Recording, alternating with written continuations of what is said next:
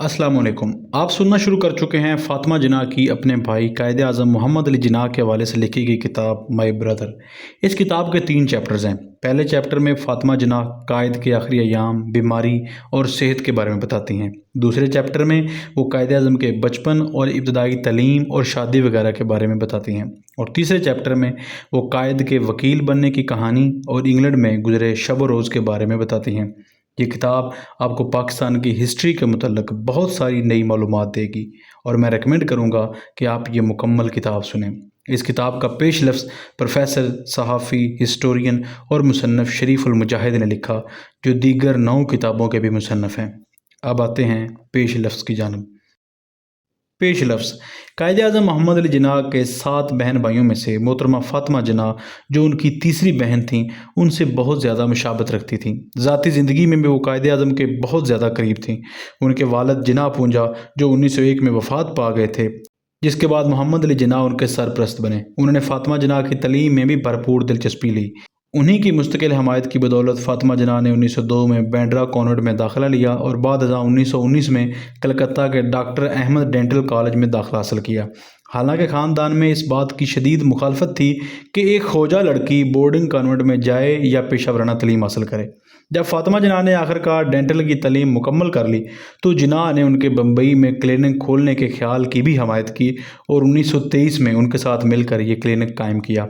मोहतरमा फ़ातिमा जिन्ना तकरीबन 8 साल तक अपने भाई के साथ रहीं, यानी 1918 तक, जब जिन्ना ने रतन बाई से शादी कर ली। लेकिन रतन बाई की वफ़ात के बाद फरवरी 1929 में फ़ातिमा जिन्ना ने अपने क्लिनिक बंद कर दिया। जिन्ना के बंगले में आ गईं और घर की ज़िम्मेदारी संभाल ली। ये रफ़ाकत ज़िंदगी भर कायम रही, यहाँ तक कि कायद आज़म 11 सितंबर 1948 को वफ़ात पा गए। यूँ मोहतरमा फ़ातिमा जिन्ना तकरीबन 28 साल अपने भाई के साथ रहीं, जिनमें से आखिरी 19 साल बहुत ही अहम और आजमाइश से भरे थे।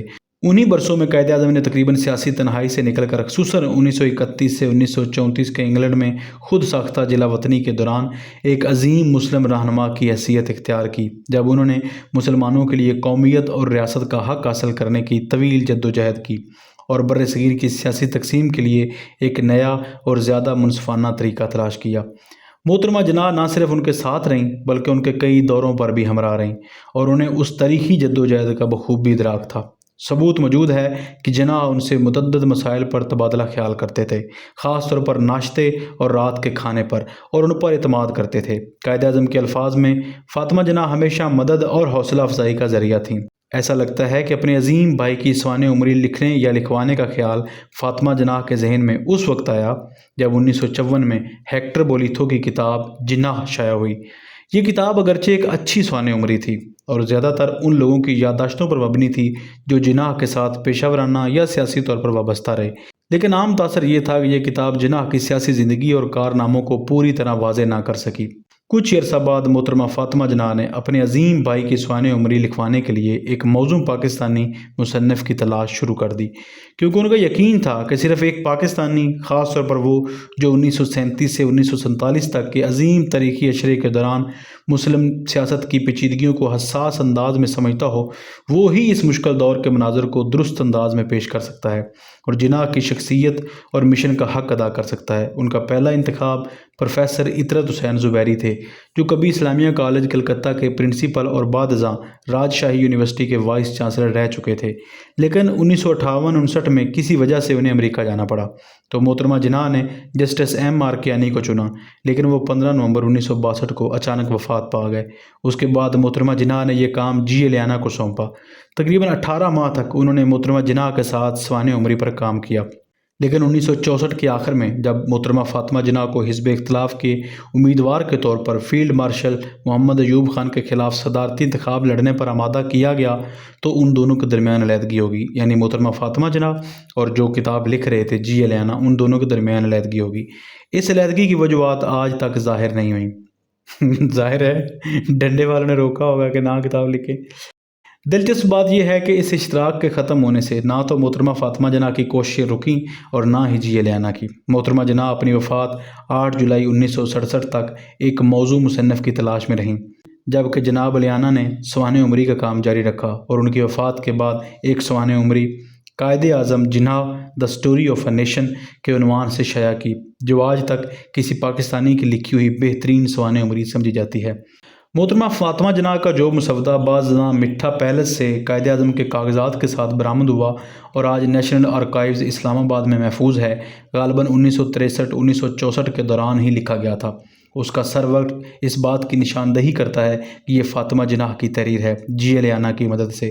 واضح طور پر اس میں شامل معلومات کا اصل ماخذ محترمہ فاطمہ جناح تھیں، جبکہ الیانہ کا کام زیادہ تر تحریر کو بہتر اور قابل مطالعہ بنانا تھا۔ اس نتیجے کی بنیاد دو اہم باتوں پر ہے، جنہیں موجودہ مدیر نے خود جانا۔ اول، جناب الیانہ نے 1963 کے آخر میں گفتگو کے دوران بتایا کہ وہ محترمہ فاطمہ جناح کے ساتھ مل کر قائد اعظم کی سوانح عمری پر کام کر رہے ہیں، اور ابتدائی دو ابواب جو قائد اعظم کے خاندانی پس منظر اور ابتدائی زندگی پر مبنی تھے، محترمہ جناح کے بولے گئے الفاظ پر مبنی ہیں اور اقتباس کے طور پر شامل کیے جائیں گے۔ دوم، جناب الیانہ کی سوانح عمری میں کئی طویل پیراگراف بغیر اقتباس کے محترمہ فاطمہ جناح کے لکھے ہوئے مواد سے مماثلت رکھتے ہیں۔ یہ مسودہ 3 ابواب پر مشتمل ہے۔ پہلا باب قائد اعظم کی زندگی کے آخری سال پر مرکوز ہے، خاص طور پر ان کی پاکستان سے محبت کے باوجود خراب صحت کے دوران ان کی لگن پر۔ دوسرا باب ان کے خاندانی پس منظر اور بچپن پر روشنی ڈالتا ہے، جبکہ تیسرا باب ان کے لندن کے دنوں میں اور ممبئی میں ابتدائی قانونی جدوجہد کو بیان کرتا ہے۔ اگرچہ دوسرا اور تیسرا باب کچھ حد تک ادھورا محسوس ہوتا ہے، لیکن ان میں سے کئی ایسی معلومات ہیں جو اس سے قبل کہیں شائع نہیں ہوئیں۔ پہلے باب کا دوسرا حصہ ڈاکٹر الہی بخش کی کتاب with the Quaid Azam during his last days 1949 کے مددراج کی بھی تصدیق کرتا ہے۔ یہ مسودہ قائد اعظم کی ابتدائی زندگی کے بارے میں ایک اہم ماخذ کی حیثیت رکھتا ہے، اور جب سے یہ تحقیق کے لیے دستیاب ہوا ہے، اس کا کئی علمی کاموں میں حوالہ دیا گیا ہے۔ خاص طور پر اسٹینلی وولپرٹ نے اپنی معروف کتاب جناح آف پاکستان میں اس سے خوب استفادہ کیا ہے۔ اس کا ایک ایڈٹ شدہ اور مختصر version Pakistan past and present کے تحت اسسٹرز ریکلیکشن کے عنوان سے شائع ہوا، لیکن علمی دنیا میں اسے زیادہ پذیرائی نہیں ملی۔ یہ موجودہ جلد متعین اصولوں کے مطابق تدوین کی گئی ہے اور ایک انتہائی متنازع حصے کے سوا اصل مسودے کے مندرجات کو سچائی کے ساتھ پیش کیا گیا ہے۔ وہ انتہائی متنازع حصہ کون سا تھا؟ کس نے فاطمہ جناح کا وہ انتہائی حساس حصہ شائع ہونے سے روکا اور اس کو حذف کیا؟ پورا پاکستان اس بارے میں جانتا ہے، یہاں پر ریپیٹ کرنے کی ضرورت نہیں۔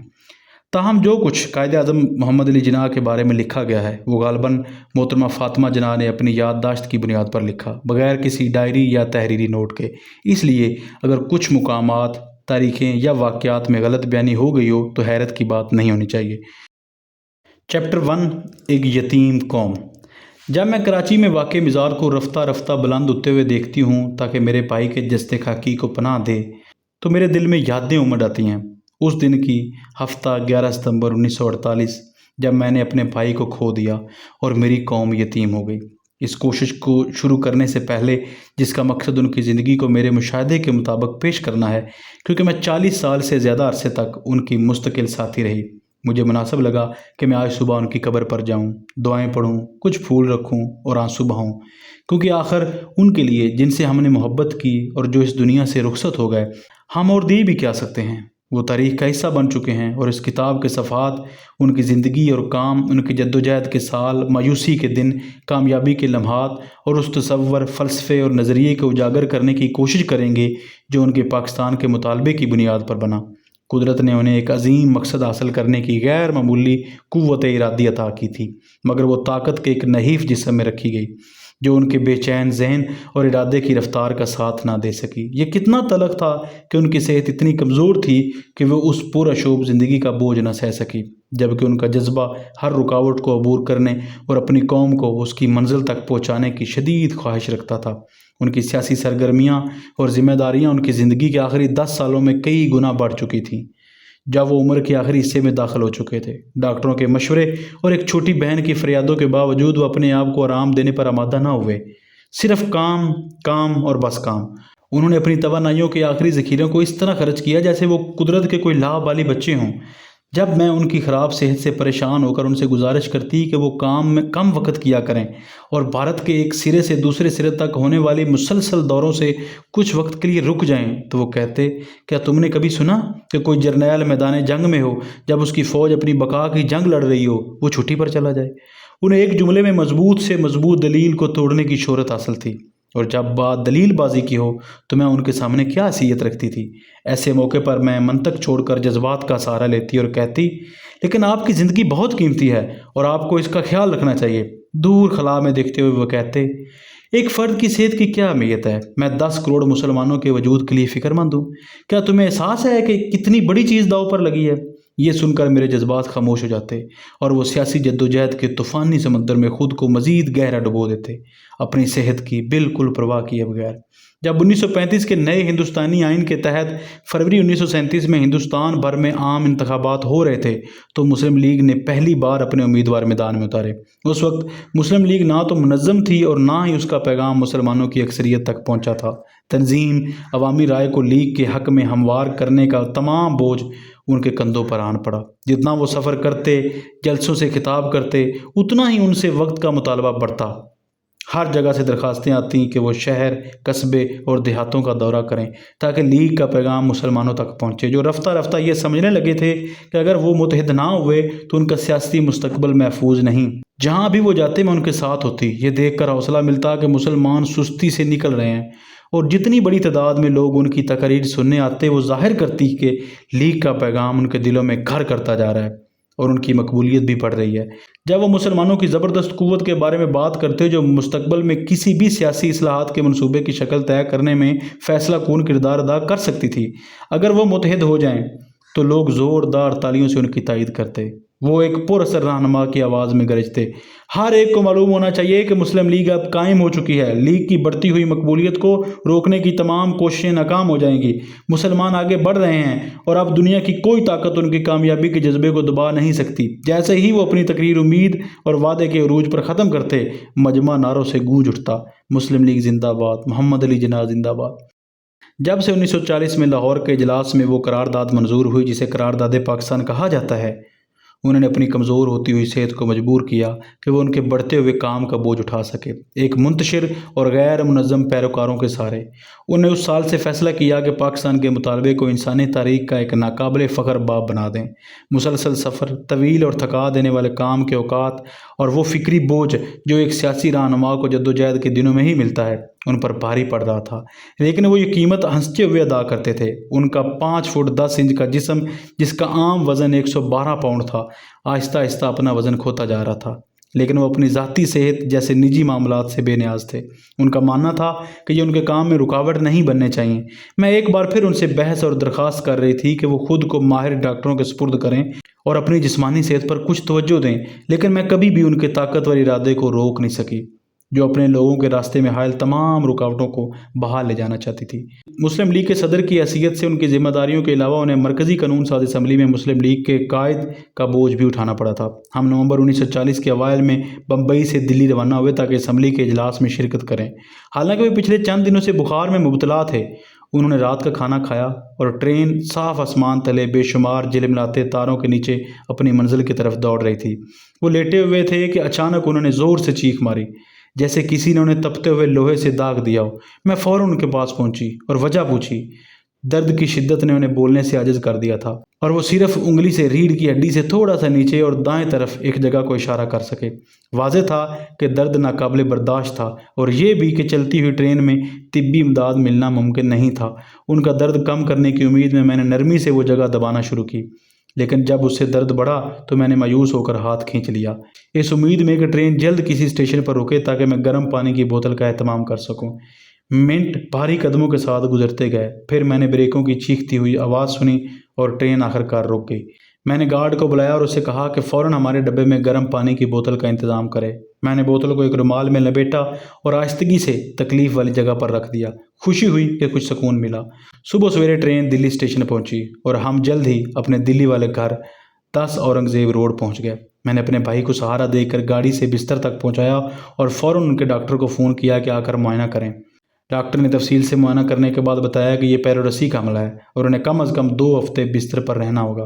ڈاکٹر کے جانے کے بعد میرے بھائی نے کہا، کتنی بدقسمتی ہے، یہ سیشن بہت اہم ہے، میری موجودگی وہاں بہت ضروری ہے اور میں یہاں زبردستی بستر پر آرام کر رہا ہوں۔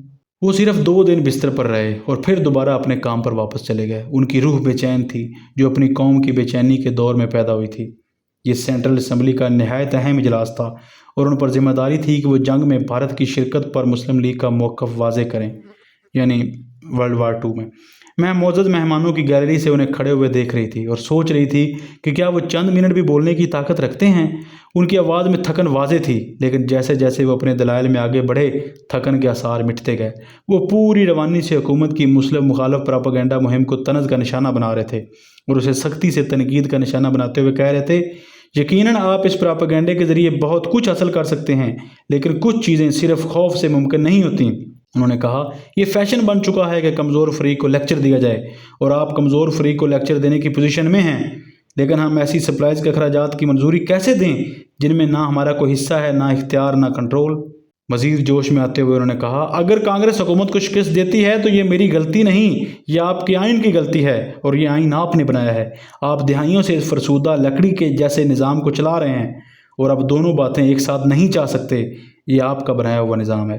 انہوں نے اسمبلی میں اعلان کیا، ہندو اور مسلمانوں کے درمیان سمجھوتہ نہ ہونے کی وجہ یہ ہے، معذرت کے ساتھ کہوں گا، کانگریس ایک ہندو تنظیم ہے، چاہے وہ کچھ بھی کہے۔ ہندو اور کانگریسی رہنما ہمیشہ یہ ذہن رکھتے آئے ہیں کہ مسلمان کانگریس اور ہندو راج کے دائرے میں آئیں کہ وہ اقلیت ہیں اور بس کچھ حفاظتی اقدامات کے حقدار ہیں، جبکہ مسلمان پچھلے 25 برسوں سے ہمیشہ خود کو ایک الگ قوم سمجھتے رہے ہیں اور آج بھی یہی موقف رکھتے ہیں۔ اس پر مسٹر ایم ایس انے نے جملہ کسا، کم از کم 1920 سے پہلے جناح صاحب کا یہ نظریہ نہیں تھا۔ قائد-اعظم نے جواب دیا، 1916 سے جب لکھنؤ معاہدہ منظور ہوا، اس وقت سے ہم دو الگ قوموں کے اصول پر قائم ہیں۔ مسٹر انے پھر بھی مطمئن نہ ہوئے اور غصے سے بولے، میں اس وقت وہاں موجود تھا۔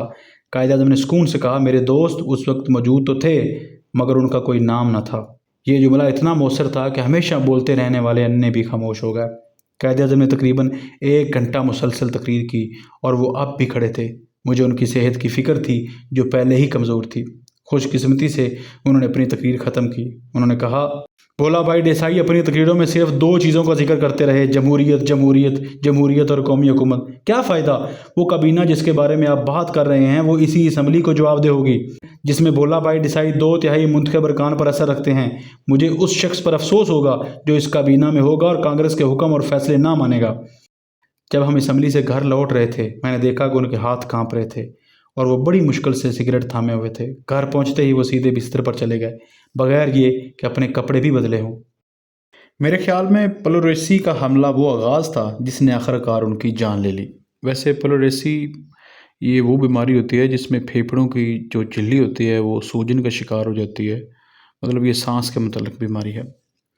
وہ صحت یاب ہو سکتے تھے اگر وہ مناسب احتیاط کرتے، وقت کی پابندی کرتے اور برسات اور ہوا کے اثرات سے خود کو بچاتے، کیونکہ وہ تقریباً مسلسل پورے برِ صغیر کا دورہ کر رہے تھے۔ اس کے بعد وہ ہمیشہ نزلے کے لیے حساس رہے اور معمولی سردی بھی تیز بخار اور کھانسی میں بدل جاتی۔ چند ماہ بعد اپریل 1941 میں ہم بمبئی سے مدارس جا رہے تھے، جہاں انہیں آل انڈیا مسلم لیگ کے اجلاس کی صدارت کرنی تھی۔ جب ہماری ٹرین مدراس سے کچھ گھنٹے دور تھی، وہ بیت الخلاء جانے کے لیے اٹھے، مگر چند قدم چلنے کے بعد ہی فرش پر گر گئے۔ میں گھبرا کر ان کے پاس پہنچی اور پوچھا، جن کیا ہوا؟ وہ کمزور سی مسکراہٹ کے ساتھ بولے، بہت کمزوری محسوس ہو رہی ہے۔ انہوں نے میرا کندھا تھاما اور لڑکھڑاتے ہوئے اپنی نشست تک پہنچے۔ خوش قسمتی سے کچھ دیر بعد ٹرین ایک اہم اسٹیشن پر رکی، جہاں ہزاروں پرجوش لیگی کارکن موجود تھے جو نعرے لگا رہے تھے، قائد اعظم زندہ باد۔ میں نے دروازہ کھول کر کہا، نعرے نہ لگاؤ، قائد بستر پر ہیں، تھکن اور بخار سے نڈال، فوراً ڈاکٹر لاؤ۔ چند لمحوں میں ڈاکٹر آ گیا، معائنہ کیا اور کہا، جناب یہ ہلکی سی نروس بریک ڈاؤن ہے، زیادہ خطرناک نہیں، مگر میں مشورہ دوں گا کہ آپ 1 ہفتہ مکمل آرام کریں۔ مدراس میں ہزاروں مندوبین آل انڈیا مسلم لیگ کے اجلاس میں شریک تھے۔ قائد پہلے دن خطاب نہ کر سکے، لیکن اگلے دن انہوں نے ضد کی کہ وہ صدارتی خطاب ضرور کریں گے۔ میں انہوں نے منع کیا، مگر جب دیکھا کہ وہ فیصلہ کر چکے ہیں تو کہا، بس تقریر کو مختصر رکھیں۔ انہوں نے وعدہ کیا، ہاں بہت مختصر ہوگی۔ جب وہ خطاب کے لیے کھڑے ہوئے تو پنڈال میں مکمل خاموشی چھا گئی۔ انہوں نے بغیر کسی نوٹس کے واضح خیالات اور آسان زبان میں اپنی بات رکھی۔ وہ ایک ایسا رہنما بول رہا تھا جو صرف اپنی رائے ہی نہیں جانتا تھا بلکہ اپنی قوم کے جذبات سے بھی بخوبی واقف ہے۔ تقریر مختصر نہ رہی بلکہ وہ 2 گھنٹے سے زیادہ بولے۔ یہ وہ رہنما تھا جو بیماری کی حالت میں بستر چھوڑ کر اپنی قوم کے درمیان آیا تھا اور جس نے مسلمانوں کا مقصد واضح کیا۔ انہوں نے کہا، میں جتنا کہہ سکتا ہوں کہوں گا کہ آل انڈیا مسلم لیگ کا مقصد یہ ہے کہ ہم مکمل آزاد ریاستیں شمال مغربی اور مشرقی زونز میں چاہتے ہیں، جن کا مکمل اختیار دفاع، خارجہ امور، مواصلات، کسٹمز، کرنسی، تبادلہ وغیرہ پر ہو۔ ہم کسی صورت ایسی آل انڈیا آئینی اسکیم کو تسلیم نہیں کریں گے جس میں مرکز میں ایک حکومت ہو۔ اگر ہم ایسا مان لیں تو مسلمانوں کا وجود مٹ جائے گا۔ ہم کبھی بھی کسی طاقت یا مرکز کی حکومت کے باج گزار نہیں بنیں گے۔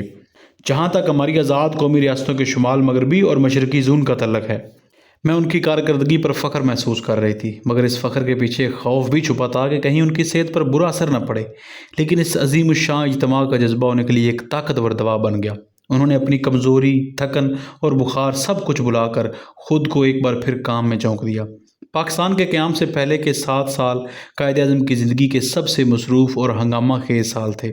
انہوں نے برصغیر کے مسلمانوں کے لیے انتھک محنت کی اور مسلمانوں نے بھی انہیں دل و جان سے حمایت دی۔ انہوں نے بھی انہیں محبت سے قائد اعظم یعنی عظیم رہنما کا لقب دیا۔ اب وہ پہلے سے بھی زیادہ اپنے کردار سے آگاہ ہو چکے تھے۔ میرے لیے جو ہمیشہ ان کے ساتھ رہتی تھی، یہ عام بات تھی کہ وہ بیماری کی حالت سے بمشکل اٹھتے، کمزور اور تھکے ہوئے لگتے، حالانکہ وہ ہمیشہ نفیس لباس پہنتے تھے۔ ہم گاڑی میں بیٹھ کر کسی بڑے جلسے کی طرف روانہ ہوتے اور وہ راستے میں خاموش رہتے، سوچنے کے لیے نہیں بلکہ توانائی بچانے کے لیے۔ وہ اپنے چاہنے والوں کے ہجوم میں داخل ہوتے، سنجیدہ چہرہ، دائیں بائیں ہلکا سا جھک کر سلام کرتے، پارٹی کارکنوں کے پرجوش نعروں کا جواب دیتے۔ ان کا قدم مضبوط ہوتا، آنکھوں میں امید کی چمک ہوتی۔ جب وہ مائک تک پہنچتے اور ہزاروں لوگ زمین پر بیٹھے انہیں سننے کے لیے موجود ہوتے تو وہ ایسی آواز میں خطاب کرتے جس میں نہ تو عمر کا اثر نظر آتا، نہ بیماری کی کمزوری۔ ہر وقفے پر نعرے گونجتے رہتے، قائد اعظم زندہ باد۔ وہ اپنی آواز بلند کرتے جاتے، امید کا پیغام دیتے۔ لوگوں کو معلوم ہی نہیں تھا کہ وہ کس قدر بیمار، تھکے ہوئے اور کمزور تھے۔ وہ ان کے ہیرو تھے اور ہیرو سے بہادری کی ہی توقع ہوتی ہے۔ گھر پہنچ کر وہ اپنے کمرے میں بستر پر نڈھال ہو کر لیٹ جاتے، سانس پھولا ہوا ہوتا، مگر وہ تنہائی سے مانوس تھے۔ ان کی شخصیت کی گرمی دور بیٹھے لوگوں کو حوصلہ دیتی تھی۔ خوش قسمتی سے انہیں جب چاہیں سونے کی صلاحیت حاصل تھی اور دن بھر کی فکریں نیند میں وقتی طور پر دب جاتی تھیں، اگرچہ مکمل طور پر ختم نہ ہوتیں۔ صبح ہوتے ہی نئے خطوط، نئی گزارشات، نئے مسائل اور اہم فیصلے ان کے منتظر ہوتے۔ ان کی روح خدمت کے لیے تڑپتی تھی، مگر جسم کام اور بیماری سے نڈال ہو چکا تھا۔ اس کے باوجود انہوں نے کئی برس اسی تیز رفتار زندگی میں گزارے، بار بار بخار سے کمزور ہوتے رہے۔ پاکستان کے قیام کا اعلان ہو چکا تھا اور 14-15 اگست 1947 کو آزادی حاصل ہوئی۔ جب ہم کراچی کی سڑکوں پر خوشی سے جھومتے ہجوم کے بیچ گورنر جنرل ہاؤس کی طرف جا رہے تھے تو کسی کو اندازہ نہ تھا کہ قائد اعظم کتنے بیمار ہیں۔ قوم کے لیے یہ آزادی کا دن تھا اور ان کے لیے اپنے مشن کی تکمیل کا لمحہ۔ منزل تک پہنچ گئے تھے لیکن سفر ختم نہیں ہوا تھا۔ نئی ریاست کو بہت سے بڑے بڑے مسائل کا سامنا تھا اور یہ بھاری ذمہ داری اس انسان کے کندھوں پر تھی جو تھکن سے چور ہو چکا تھا۔ مجھے دکھ ہوتا جب میں دیکھتی کہ اپنی فتح کے لمحے میں قائد اعظم جسمانی طور پر کس قدر کمزور تھے۔ انہیں بھوک نہیں لگتی تھی اور بہترین کھانے بھی انہیں متوجہ نہ کر پاتے۔ نیند جو اپنی مرضی سے لے لیتے تھے اب روٹھ چکی تھی۔ وہ کئی راتیں بے چین گزارتے، کھانسی بڑھتی جا رہی تھی اور بخار بھی۔ پاکستان سے باہر مسلمانوں کے قتل عام، عورتوں کی بے حرمتی، لوٹ مار کی خبریں ان کے حساس دل پر گہرا اثر ڈالتی تھیں۔ ناشتہ کرتے وقت جب وہ ان واقعات پر بات کرتے تو ان کی آنکھیں اکثر نم ہو جاتیں۔ ان مہاجرین کے دکھ انہیں اندر سے افسردہ کر دیتے جو ہندوستان سے پاکستان اس امید پر آئے تھے کہ یہ ان کے وعدے کا وطن ہے۔ پھر پاکستان کا آئین بنانا تھا جس پر وہ جب بھی وقت ملتا اپنی کتابوں کے درمیان بیٹھ کر غور کرتے۔ وہ مختلف ملکوں کے آئین سے متعلق تھیں۔ کشمیر کے مسلمانوں کے مسائل بھی انہیں بے چین رکھتے تھے جنہیں غیر ملکی اور ظالم حکمران نے دھوکہ دیا تھا۔ پاکستان کا وجود تو دنیا کے نقشے پر آ چکا تھا مگر ابھی اسے اپنے ملک کی مٹی میں جڑیں مضبوط کرنی تھی۔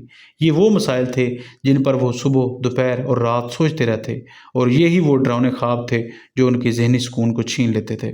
کراچی پہنچنے کے چند دن بعد انہوں نے کراچی کلب میں اپنے اعزاز میں دیے گئے ایک عشائیے میں کہا، محترمہ فاطمہ جناح ہمیشہ میرے لیے مدد اور حوصلے کا ذریعہ رہی ہیں۔ ان دنوں مجھے لگتا تھا کہ برطانوی حکومت مجھے گرفتار کر لے گی۔ میری بہن ہی تھی جو مجھے حوصلہ دیتی تھی، امید افزا باتیں کرتی، جبکہ انقلاب میرے سامنے کھڑا تھا۔ ان کی مسلسل فکر میری صحت کے بارے میں ہوتی تھی، مگر سننے والوں کو ذرا بھی اندازہ نہ تھا کہ ان کا رہنما کتنی بری طرح بیمار تھا۔ یہ ایک حقیقت ہے کہ مکمل کامیابی اکثر کسی ہیرو کے جذبے کو ختم کر دیتی ہے، مگر قائد اعظم کے ساتھ ایسا نہ ہوا۔ ان کی زندگی کا مشن مکمل ہو چکا تھا، انہیں بھرپور کامیابی مل چکی تھی، لیکن یہ کامیابی ان کے جوش اور خدمت کے جذبے کو کم نہ کر سکی۔ ان کی جسمانی طاقت بیماری نے چوس لی تھی لیکن ان کی روح بدستور بلند تھی۔ وہ آزادی کے بعد پیش آنے والے چیلنجوں کا بہادری سے سامنا کرنا چاہتے تھے۔ ان سے نمٹنا چاہتے تھے اور ان کا حل تلاش کرنا چاہتے تھے۔ انہوں نے اپنی صحت کو مکمل طور پر نظر انداز کر دیا اور ان کی کھانسی اور ہلکا بخار مجھے شدید تشویش میں مبتلا کر رہا تھا۔ میری ضد پر وہ ذاتی معالج کرنل رحمان کو چیک اپ کی اجازت دینے پر راضی ہوئے۔ انہیں ڈاکٹروں کی دعاؤں سے شدید نفرت تھی اور میں کبھی یہ نہ جان سکی کہ اس عادت کے پیچھے کیا وجہ تھی۔ معائنے کے بعد ڈاکٹر نے کہا کہ انہیں ملیریا کا معمولی حملہ ہے اور اسی بنیاد پر علاج کرنا چاہتے تھے۔ قائد اعظم نے ڈاکٹر سے کئی سوالات کیے جیسے وہ کسی عدالت میں گواہ پر جرح کر رہے ہوں۔ جب مطمئن نہ ہوئے تو دوائیں لینے سے انکار کر دیا اور کہا مجھے ملیریا نہیں ہے، میں زیادہ کام کرنے کی وجہ سے کمزور ہو گیا ہوں۔ اس حالت میں بھی وہ آرام کرنے کو تیار نہ تھے۔ ان کا کہنا تھا میں اپنی جسمانی طاقت کی کان کو اس کی آخری بوند تک کھود ڈالوں گا تاکہ اپنی قوم کی خدمت کر سکوں، اور جب وہ ختم ہو جائے گی میرا کام بھی مکمل ہو جائے گا کیونکہ پھر زندگی باقی نہیں رہے گی۔ کھوکھرا پار کی سرحد سے مہاجرین پاکستان آ رہے تھے اور وہ لاہور جانا چاہتے تھے تاکہ کیمپس اور دیگر انتظامات کا جائزہ لے سکیں۔ ان کے سامنے دو راستے تھے، یا وہ اپنی زندگی بچائیں یا اس فریضے کو نبھائیں جسے وہ ہمیشہ زندگی سے زیادہ عزیز رکھتے تھے۔ انہوں نے فرض کی آواز سنی اور ڈاکٹروں کے مشورے کو نظر انداز کر دیا۔ قائد کے اندر کا فرد اب مکمل طور پر قوم کے رہنما میں ضم ہو چکا تھا۔ چنانچہ ستمبر 1947 میں ہم کراچی سے لاہور روانہ ہوئے۔ چند دن بعد واپس کراچی آئے اور 3 ہفتے ہی گزرے تھے کہ ہم ایک بار پھر اکتوبر کے آخر میں لاہور گئے۔ ان کے نزدیک پاکستان کا قیام محض ایک مرحلے کا اختتام تھا، اصل مرحلہ تو اس کے استحکام اور مضبوطی کا آغاز تھا۔ وہ قوم کو ایسے نازک وقت میں تنہا چھوڑنے والے نہ تھے اور خود کو معاف نہ کرتے۔ پاکستان کی فضا پر مایوسی کے بادل چھائے ہوئے تھے اور وہ امید کی روشنی بن کر قوم کو حوصلہ دینا چاہتے تھے۔ 30 اکتوبر 1947 کو لاہور یونیورسٹی اسٹیڈیم میں ایک بڑے جلسے سے خطاب کرتے ہوئے انہوں نے کہا، کچھ لوگ سمجھتے ہیں کہ 3 جون کے منصوبوں کو قبول کرنا مسلم لیگ کی غلطی تھی۔ میں ان سے کہنا چاہتا ہوں کہ کسی اور راستے کے نتائج ناقابل تصور تباہ کن ہوتے۔ ہم نے یہ منصوبہ صاف نیت سے قبول کیا۔ وقت اور تاریخ گواہ رہیں گے۔ دوسری طرف تاریخ ان لوگوں کا بھی فیصلہ کرے گی جن کی سازشوں اور دھوکے نے اس بر صغیر کو خون میں نہلا دیا، لاکھوں کی جانیں لیں، کروڑوں کو بے گھر کر دیا۔ معصوم اور بے دفاع لوگوں کا قتل عام تاریخ کے بدترین ظالموں کو بھی شرمندہ کر دے گا۔ ہم نے ایک گہری اور منصوبہ بند سازش کا سامنا کیا ہے، مگر خدا کا شکر ہے کہ اس نے ہمیں ہمت اور ایمان دیا۔ اگر ہم قرآن سے رہنمائی لیں تو میں ایک بار پھر کہتا ہوں، آخر فتح ہماری ہوگی۔ جب وہ یہ تقریر کر رہے تھے ان کی آواز جذبات سے لرز رہی تھی اور پہلی بار میں نے ان کے منہ سے موت کا ذکر سنا۔ اپنا حوصلہ بلند رکھو، موت سے مت ڈرو۔ ہمارا دین ہمیں سکھاتا ہے کہ ہم موت کے لیے ہر وقت تیار رہیں۔ اگر ہم پاکستان اور اسلام کی عزت بچانے کے لیے مرتے ہیں تو شہادت سے بہتر کوئی نجات نہیں۔ اپنا فرض ادا کرو اور خدا پر یقین رکھو۔ دنیا کی کوئی طاقت پاکستان کو ختم نہیں کر سکتی۔ پاکستان قائم ہو چکا ہے اور قائم رہے گا۔ انہوں نے مہاجرین کے لیے جو کچھ ممکن تھا کر دیا اور مطمئن ہو کر ہم واپس کراچی آ گئے، مگر اس موقع کی جذباتی شدت اور اپنی قوم کے دکھ نے ان کی روح، جسم اور دل کو نڈال کر دیا۔ وہ پھر سے بخار میں مبتلا بستر پر پڑے تھے۔ ادھر ملک کی نئی حکومت کا کام تیزی سے بڑھ رہا تھا، فائلیں آ رہی تھیں، وزراء اور سیکرٹری مشورے کے لیے آ رہے تھے اور انہیں نہ چین تھا نہ آرام۔ وہ ہفتوں کام اور دنوں آرام کے درمیان جولتے رہتے۔ انہوں نے خیبر پختونخوا کے لوگوں سے وعدہ کیا کہ وہ پشاور آئیں گے تاکہ گزشتہ سال کے ریفرینڈم میں پاکستان کے حق میں ان کی شاندار کارکردگی پر ان کا شکریہ ادا کریں۔ وہ انہیں مایوس نہیں کرنا چاہتے تھے اور اپنے کیے گئے وعدے کو پورا کرنے کے لیے اپریل 1948 میں پشاور گئے، جہاں ان کے لیے ایک بھاری پروگرام تیار تھا۔ 12 اپریل کو اسلامیہ کالج کے طلباء سے خطاب کرتے ہوئے انہوں نے کہا، اس موقع پر وہ خیال جو میرے ذہن میں سب سے زیادہ ہے وہ ہے پاکستان کی تحریک میں جو مدد اور حمایت طلبہ برادری خاص طور پر اس صوبے سے ملی۔ مجھے یہ محسوس ہوتا ہے کہ اس صوبے کے لوگوں نے جو پاکستان کے ساتھ شامل ہونے کا فیصلہ ریفرینڈم کے ذریعے کیا، اس میں طلبہ کا بڑا ہاتھ تھا۔ مجھے خاص فخر ہے کہ اس صوبے کے لوگوں نے آزادی کی جدوجہد اور پاکستان کے قیام میں کبھی بھی پیچھے نہیں رہے۔ اگلے دن ہم رسال پور گئے، جہاں انہیں پاکستان ایئر فورس کے افسران اور جوانوں سے خطاب کرنا تھا۔ بھارت نے وہ فضائی ساز و سامان ابھی تک اپنے پاس رکھا تھا جو تقسیم کے وقت پاکستان کو ملنا تھا، اور ہماری فضائیہ کے پاس کافی طیارے اور آلات نہیں تھے۔ اس موقع پر انہوں نے کہا، مجھے یہ بھی علم ہے کہ آپ کے پاس طیاروں اور آلات کی کمی ہے، لیکن کوششیں کی جا رہی ہیں کہ ضروری ساز و سامان حاصل کیا جائے اور جدید طیاروں کے آرڈر بھی دیے جا چکے ہیں، لیکن طیارے اور عملہ کسی کام کے نہیں ہیں جب تک ایئر فورس میں ٹیم ورک اور سخت نظم و ضبط نہ ہو۔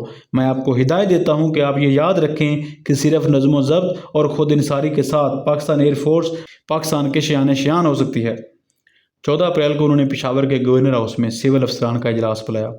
انہوں نے ان سے ایک ملاقات کی اور غیر رسمی طور پر انہوں نے کہا، جو پہلی بات میں آپ سے کہنا چاہتا ہوں وہ یہ کہ آپ کسی سیاسی دباؤ میں نہ آئیں۔ किसी सियासी पार्टी या सियासतदान की बातों से मुतासर ना हों। अगर आप पाकिस्तान की अजमत और वक़ार को बढ़ाना चाहते हैं तो आपको अपने काम को ईमानदारी और खौफ के बगैर करना होगा। खिदमत रियासत की असल बुनियाद है। हुकूमतें बनती और टूटती रहती हैं, वज़राए आज़म आते जाते रहते हैं, वज़ीरों की तब्दीली होती है, लेकिन आप हमेशा रहेंगे। इसलिए आपके कंधों पर एक बहुत बड़ी जिम्मेदारी है। आपको किसी सियासी पार्टी या सियासतदान की हमायत में मुलव्वस नहीं होना चाहिए। ये आपका काम नहीं है। जो भी हुकूमत आइन के मुताबिक बने और जो भी वज़ीर आज़म या वज़ीर बने, आपका फ़र्ज़ है कि आप उस हुकूमत की वफ़ादारी से खिदमत करें और साथ ही अपनी आला शोहरत, इज़्ज़त और खिदमत की सालमियत को बरकरार रखें। अगर आप ये अज़म लेकर शुरू करेंगे तो आप हमारे ख्वाब और तसव्वुर के मुताबिक पाकिस्तान की तमीर में अहम किरदार अदा करेंगे, एक अजीम रियासत और दुनिया की सबसे अजीम कौमों में से एक। इस बात को आप पर जोर देने के साथ मैं ये भी मौका समझता हूँ कि हमारे रहनुमाओं और सियासतदानों को भी ये बात बताऊँ कि अगर वो आप पर सियासी दबाव डालने की कोशिश करें जिससे सिर्फ बदगुमानी, रिश्वत सतानी और अकरबा परवी को फ़रोग मिलेगा, जो ना सिर्फ आपके सूबे बल्कि दूसरे सूबों में भी मौजूद है, अगर वो आपसे इस तरह की मुदाखलत करने की कोशिश करेंगे तो मैं कहूँगा कि वो पाकिस्तान की खिदमत नहीं कर रहे। शायद आप में से कुछ लोग वज़ीरों की मर्ज़ी पूरी ना करने की वजह से कुर्बानी का निशाना बन जाएं।